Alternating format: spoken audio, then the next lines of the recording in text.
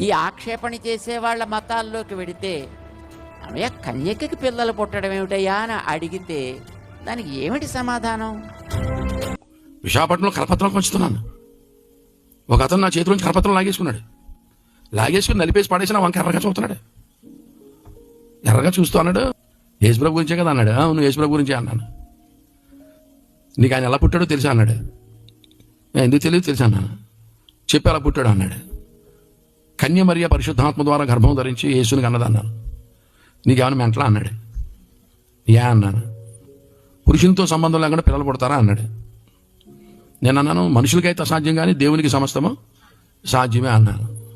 ఇటువంటి పిచ్చి పిచ్చి కథలు ఎప్పుడు నమ్మకం, అదంతా అబద్ధం, ఇక్కడి నుంచి వెళ్ళిపో అన్నాడు. నేను అన్నాను వెళ్ళిపోతాను కానీ వెళ్ళిపోయే ముందు ప్రశ్న అడుగుతాను, సమాధానం చెప్పాను. ఏంటో అడిగా అన్నాడు. కర్ణుడు ఎక్కడి నుంచి పుట్టాడు అన్నాను. చెవులోంచి పుట్టాడు అన్నాడు. చెవులోంచి పుడితే గర్భసంచి గోబలో ఉందా అన్నాను. ఆడికి మెంటలో వచ్చేసింది. గర్భసంచి గోబలో ఉంటే ఇంత అయిపోతా గోబా. ఇప్పుడు గర్భవతి మొహం చూస్తే బిన్నత మొహం వేసుకుని చచ్చిపోమా అన్న దాబుని. ఇప్పుడు చెవులోంచి పుడితే గర్భసంచి గోబలో ఉందట. నీకు ఇది నచ్చిందని నాకు మెంటలో నీకు మెంటలు యేసుప్రభు నమ్ముకరా అన్న. కానీ వచ్చేసాను. దేవునికి స్తోత్రం. హల్లెలూయా.